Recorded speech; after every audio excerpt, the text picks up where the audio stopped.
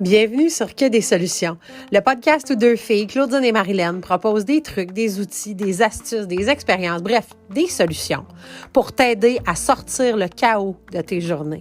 Que tu gères une organisation, ta propre business, des projets ou des événements, on t'offre des solutions concrètes puis des trucs faciles à appliquer pour simplifier ta prise de décision.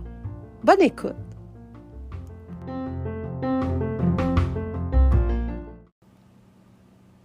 Suite au Festival des Harmonies, au retour en présentiel en mai dernier, Marilyn et moi, on s'est assises et on a décidé de traiter des constats, des grandes leçons qu'on avait apprises à travers la préparation puis la réalisation du retour donc en présentiel de cet événement-là après 2 ans de pandémie en tant qu'équipe de gestion.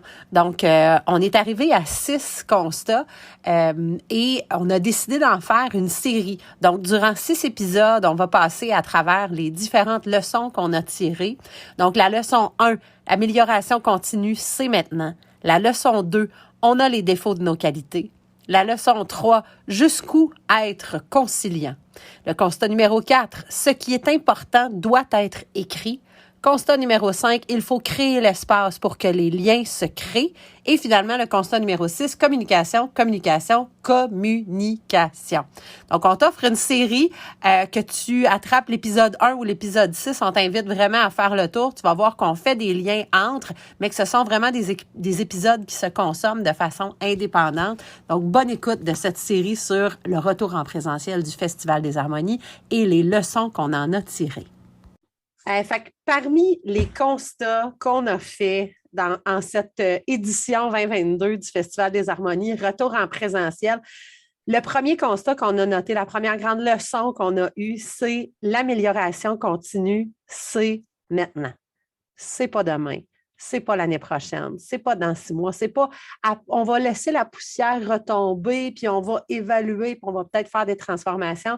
L'amélioration continue, c'est maintenant.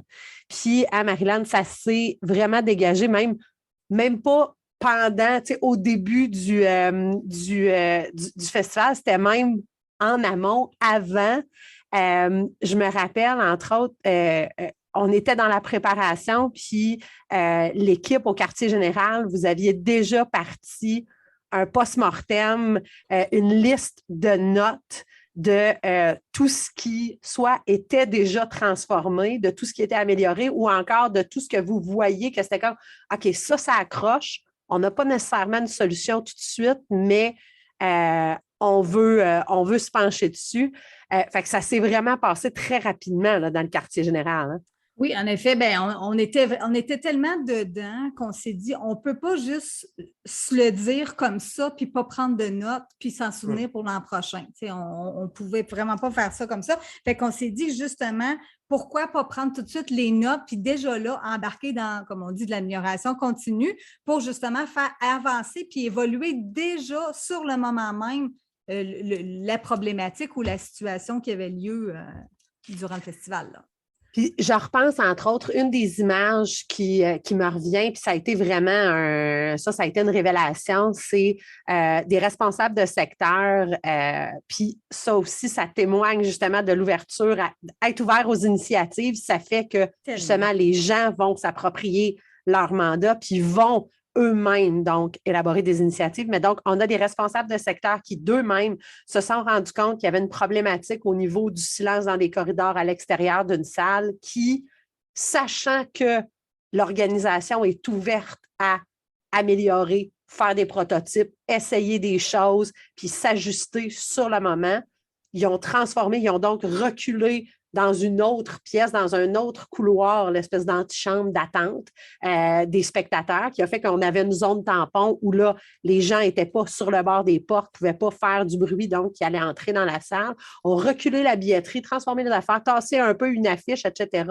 Et un problème qui ne s'était même pas rendu jusqu'au quartier général, jusqu'à nos oreilles, a été réglé. En fait, puis c'est pas tant réglé, c'est il y a une solution qui a été trouvée, qui était peut-être temporaire, peut-être que finalement, rapidement, on se serait rendu compte que non, ça ne marche pas, ça pose un problème parce que ça a des répercussions ailleurs, mais il y a quelque chose qui a été fait immédiatement pour remédier, pour tester une nouvelle solution.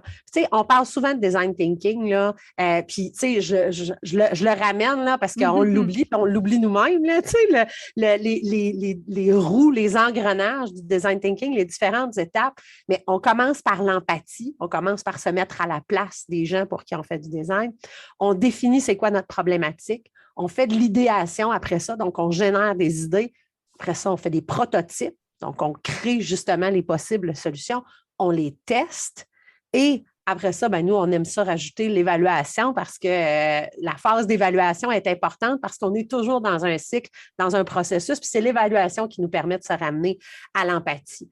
Fait que ça, là, les prototypes puis les tests, ce qu'on s'est rendu compte, c'est dans plusieurs secteurs, dont justement, disons, le secteur de la billetterie dont je parle là,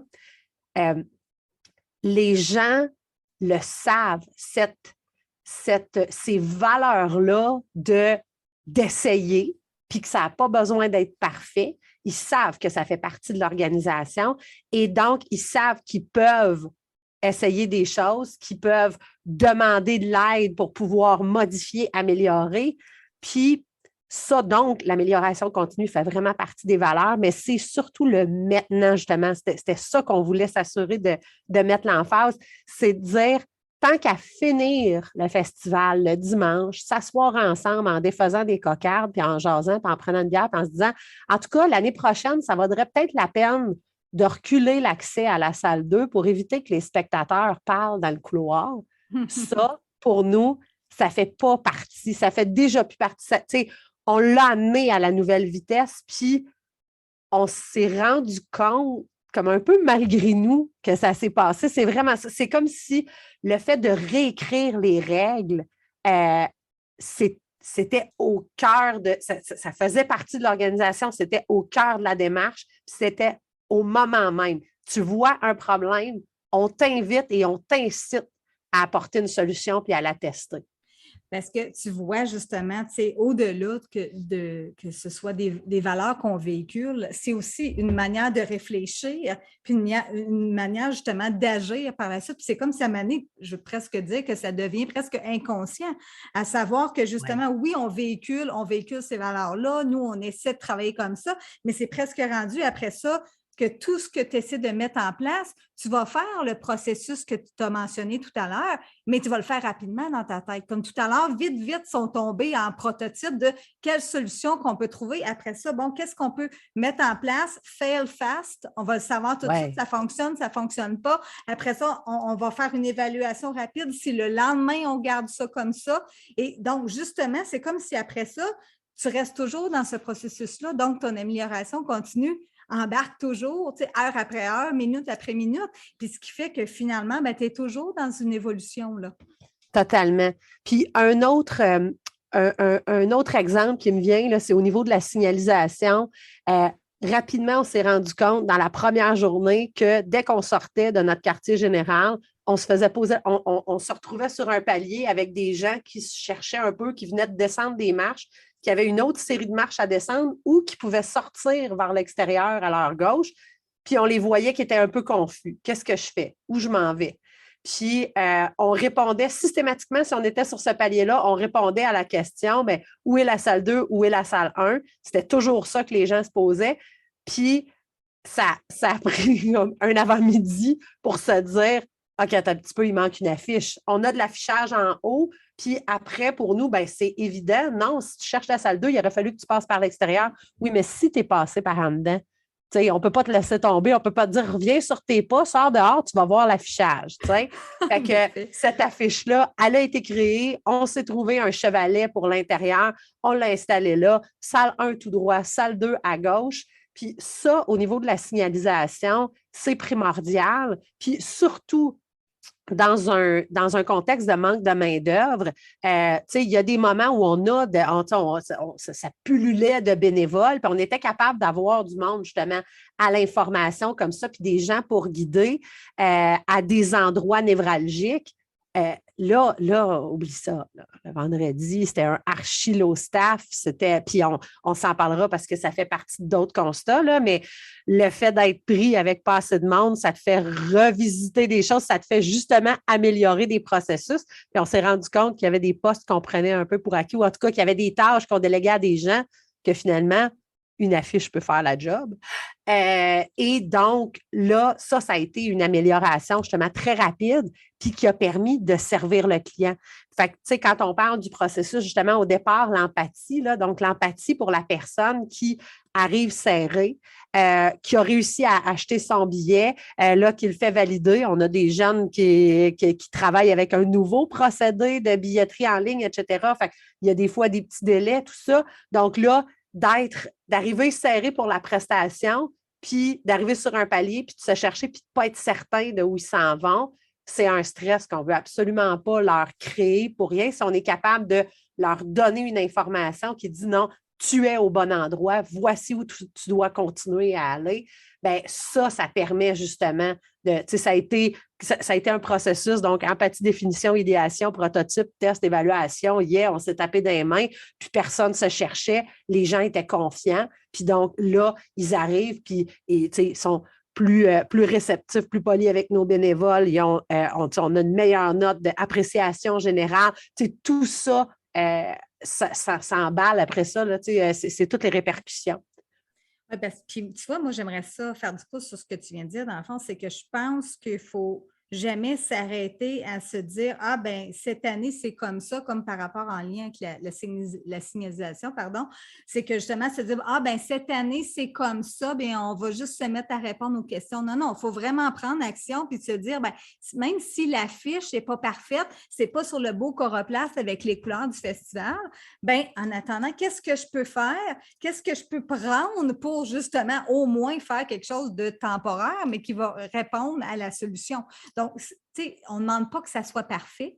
On demande juste, justement, viens répondre aux besoins qui est là. Puis après ça, dans ton évaluation, tu te diras, bon, ben, je vais mettre une note pour l'an prochain. Ah, il faudrait peut-être penser à revisiter ou même, nous, le terme qu'on utilise souvent, c'est marcher, justement, marcher le campus, marcher justement la destination pour être sûr qu'on puisse penser un petit peu plus à tout ce que peut-être cette année, on a échappé. Puis l'an prochain, ça sera sûrement peut-être la même chose parce que il n'y a personne de parfait, puis ça se peut que cette année versus l'an prochain, bien, l'an prochain, finalement, il y a peut-être un corridor qui est bloqué ou une porte de fermée que cette année est en réparation, on doit faire passer les gens autrement. Donc, ne pas penser que justement, bien, cette année, c'est comme ça sera toujours comme ça pour les autres années. Il faut y aller avec la flexibilité, là, dans le fond. Totalement. Puis je pense que la flexibilité, elle revient dans plusieurs des leçons, justement, qu'on a tirées de, tu sais, ultimement, là, c'est ça, c'est de relâcher. C'est quoi qu'on dit, là, tout ce qui craque ne casse pas, là, tout ce qui plie ne casse pas. En tout cas, d'être le roseau, de s'assurer de go with the flow, là, de ne pas se braquer, puis de ne pas arriver justement avec des choses qui sont très rigides, justement pour être en mesure de faire place à l'initiative de la part de l'équipe, parce que bien s'entourer, c'est justement s'entourer de gens qui vont être capables de livrer puis de proposer des solutions, puis d'arriver avec leurs propres idées, puis d'arriver avec leurs propres améliorations.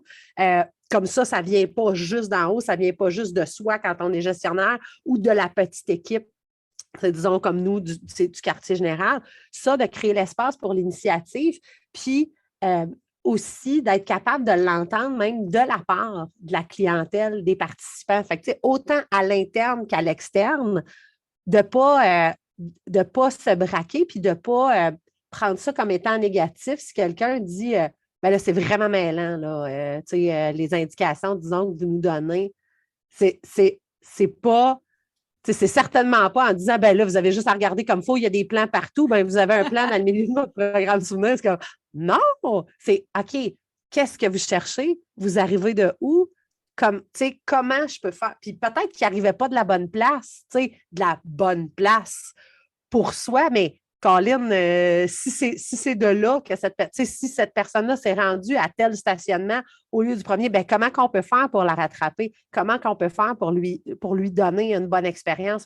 Même chose, autant à l'interne qu'à l'externe, cette flexibilité-là, comme tu dis, et puis cette ouverture-là, en fait, à l'initiative, cette écoute-là est extrêmement importante. C'est ça qui nous permet de faire de l'amélioration continue, puis de la faire d'heure en heure, de minute en minute, de jour en jour, au lieu de se dire juste d'édition en édition ou de mois en mois, là, dépendamment si, là, on parle vraiment d'un événement, mais dans une organisation qui n'est pas, qui n'a pas un événement annuel, disons, là, que c'est tout ça, tout tourne autour d'un événement annuel, et qu'il y a des choses qui sont récurrentes, ben, de ne pas juste se dire, ben, la prochaine fois, on le fera mieux. Non, non, attends peu. Regarde, il est 5 heures, là, il y a encore du monde qui sont en train d'arriver. Là, notre gala ou notre levée de fonds, là, ça se déroule jusqu'à 10 heures. Là. Fait que si on a des gens, si on voit que ça jamme à l'arrivée, là, à l'accès, à la billetterie, à la porte, comment qu'on peut faire pour tout de suite réaménager notre file? Comme ça, les gens qui vont arriver à 6 heures, puis à 6h30, puis à 7 heures, bien, ils n'auront pas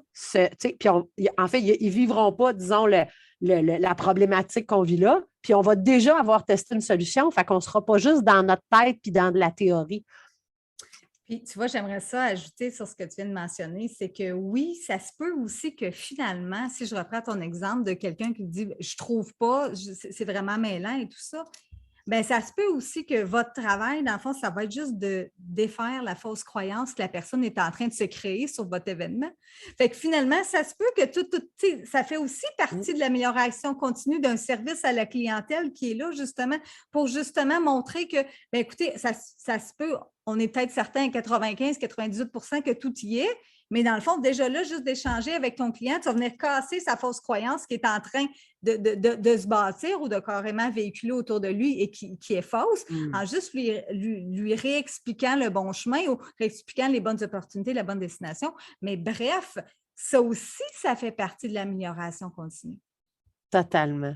Totalement. Fait que l'amélioration continue à l'intérieur d'une organisation, à l'intérieur d'un événement, à l'intérieur d'une équipe, c'est extrêmement important. C'est quelque chose qu'il faut mettre de l'avant, intégrer. C'est quelque chose que nous, on a choisi vraiment de mettre parmi nos valeurs, très, très, nos valeurs majeures, ou en tout cas, profondes. Puis, ça, oui, donc l'amélioration continue, fait que d'être ouvert à réécrire les règles, c'est dans les habitudes les 7 habitudes des gens très performants, ou en tout cas, Seven Habits of the Highly Effective People de Stephen Covey. L'habitude 6, c'est ça, dans les habitudes publiques, c'est la synergie, c'est de penser gagnant-gagnant, mais de réécrire les règles, de travailler tout le monde ensemble, de se permettre de réécrire les règles, d'allier toutes les énergies pour être en mesure de pousser ça plus loin, que le résultat devient plus grand que la somme de chacune des parties. Puis l'amélioration continue, donc oui, mais pas demain. L'amélioration continue maintenant, à chaque moment, d'avoir l'œil ouvert là-dessus. Ça a vraiment été un des constats, une des grandes leçons qu'on a tirées de ce festival-là. Puis, on s'est rendu compte que c'était possible en raison de l'ouverture puis de l'écoute. Puis ça a vraiment été quelque chose d'exceptionnel. C'est ça, c'est une révélation, je pense, pour nous. En même temps, c'est comme une pierre de sagesse que je pourrais dire presque finalement. Parce que si on l'implique, on l'impose dans notre vie, après ça, on va juste le refléter, puis les gens autour de nous vont juste commencer à réfléchir et à agir de cette façon-là. Exactement, exactement. Puis c'est vraiment ce qu'on a senti. C'était ancré en nous. On ne s'était pas rendu compte à quel point ça s'était intégré dans l'ADN de l'organisation, dans l'ADN de l'équipe. Puis là, on l'a vu là, que ça a vraiment émané. Là. Donc, ça, c'était vraiment quelque chose d'exceptionnel. Fait que voilà pour le constat numéro 1, la leçon numéro 1. Donc, l'amélioration continue, c'est maintenant.